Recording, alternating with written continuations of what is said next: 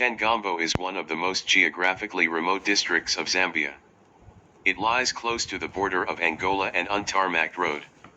Is a 14-hour journey from Lusaka, along a largely untarmacked road. Shangambo is one of the hardest places in Zambia in which to live. One of the reasons for this is its geographical remoteness. For example, it is not yet connected to the national electricity power grid of Zambia. The majority of the population depend on farming, either rearing cattle to sell at markets further east or as subsistence farmers of maize, millet, and vegetables.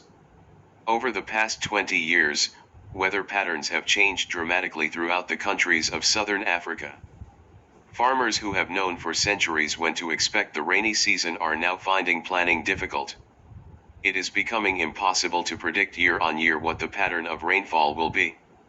In 2013, UNICEF, the United Nations Children's Agency, declared that the western districts of Zambia were experiencing their worst drought in 30 years, leading to the widespread death of livestock and the failure of crops. Farmers in Shangambo now have to rely on aid shipments of maize seed from their own government and from overseas. The Shangambo district of western Zambia is part of the world's drylands, which are shown on the map below. As their name suggests, drylands are precisely that, dry.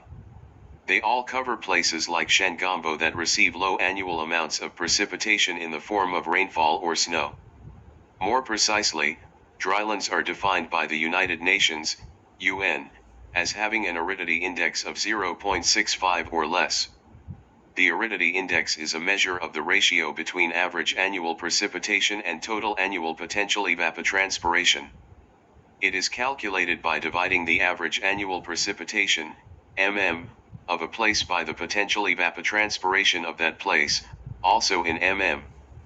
Evapotranspiration is a measure of the amount of water which returns to the atmosphere as a result of evaporation from the land surface, including soil, and from vegetation, such as trees.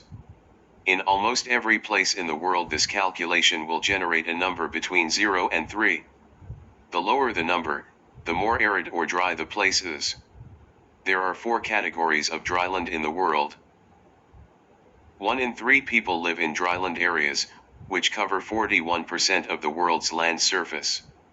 Furthermore, a much larger proportion of drylands are in developing countries, 72%, and this proportion increases with the level of aridity. All of the hyper-arid drylands are in the poorest regions of the world. Although mostly uninhabited, there are small communities who live year-round in the world's driest places. Over 1 billion people rely directly on the dryland ecosystem for their daily survival, mainly through rain-fed or irrigated farming, or through extensive pastoralism. Amongst these peoples are small indigenous groups, whose way of life and relationship with the environment that supports them has remained largely unchanged for thousands of years. Additional notes: rainfall is less than 100 millimeters a year. Droughts of longer than a year are common. Only nomadic pastoralism is possible. Almost all subsistence.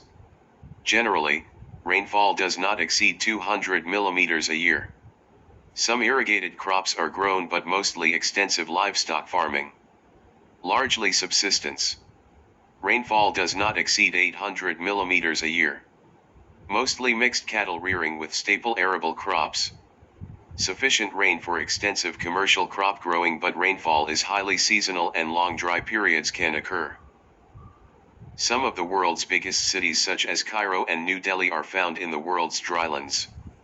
One of these cities is Las Vegas in Clark County, Nevada in the USA.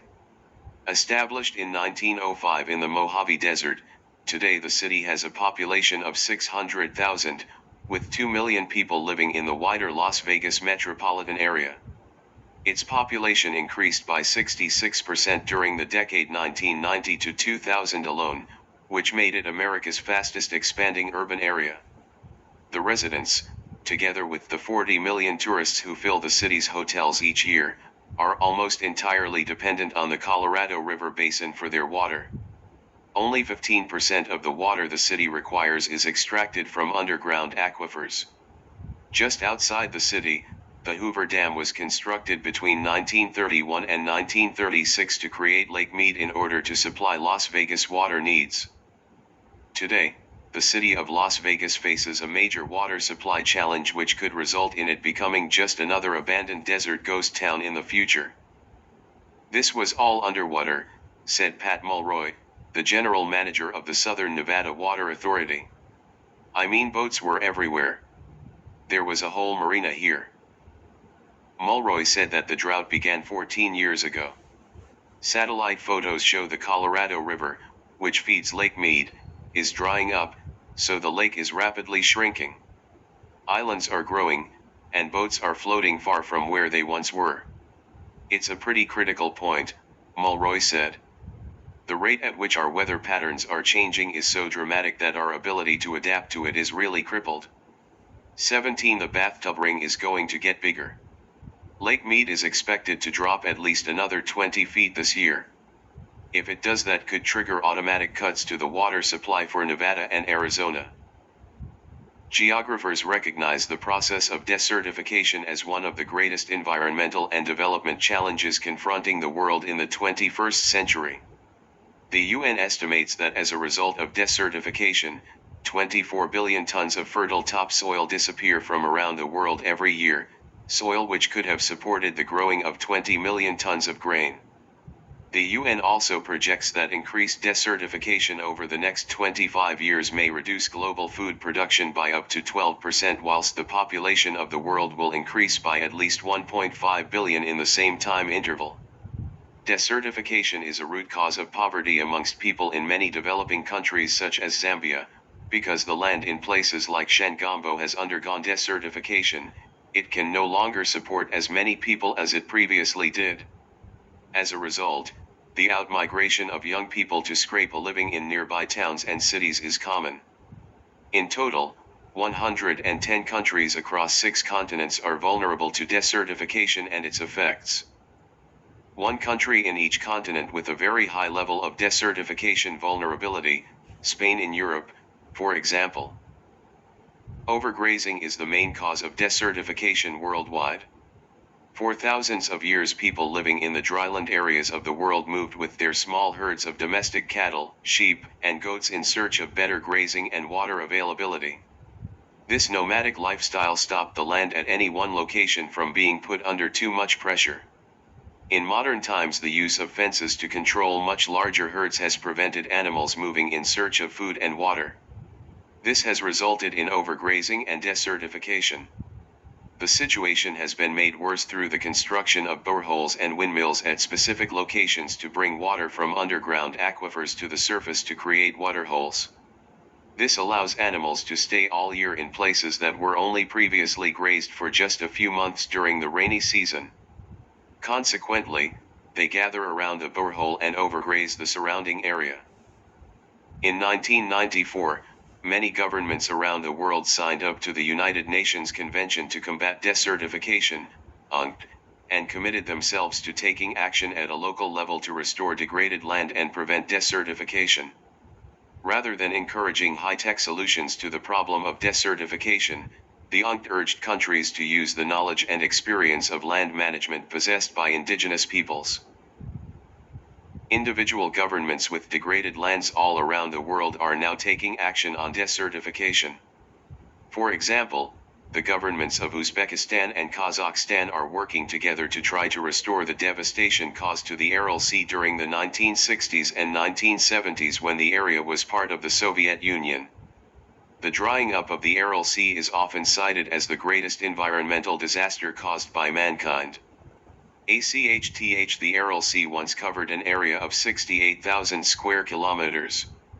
It began drying up at a faster rate than its 2 main feeder rivers could replenish it as soon as water was diverted from the rivers around the sea to irrigate cotton fields and arable crops growing in the surrounding region. Traditional fishing communities employing tens of thousands of people, together with 90% of the fish species living in the Aral Sea, were wiped out over a 20-year period. The drop in the volume of water has also resulted in an increase in the concentration of pesticides, fertilizers, and herbicides in the soils of the region, which have contaminated drinking water and poisoned the soils that farmers depend on. 1989, 2008. In 2010, a NASA satellite captured a massive dust storm occurring as wind picked up millions of tons of soil from the dry lake bed of the Aral Sea and blew it away towards the southeast along the Uzbekistan-Kazakhstan border. The plume of dust is shown as pale beige in the 2010 image. 2010 once a colossal geographic feature, at 26,000 square miles, 67,300 square kilometers, it was the fourth largest inland water body on Earth in terms of surface area. The Aral shrank to hold just 1/10 of its original volume, becoming a tragic shadow of itself. Its fish died, the most successful. Fishermen left and those who remained began to starve. The United Nations Education, Science, and Cultural Organization, UNESCO, has highlighted the Aral Sea Restoration Project along with 11 other projects around the world to show what can be done to restore lands which have undergone desertification. Atmospheric concentration from 650,000 years ago to present using ice core proxy data and direct measurements.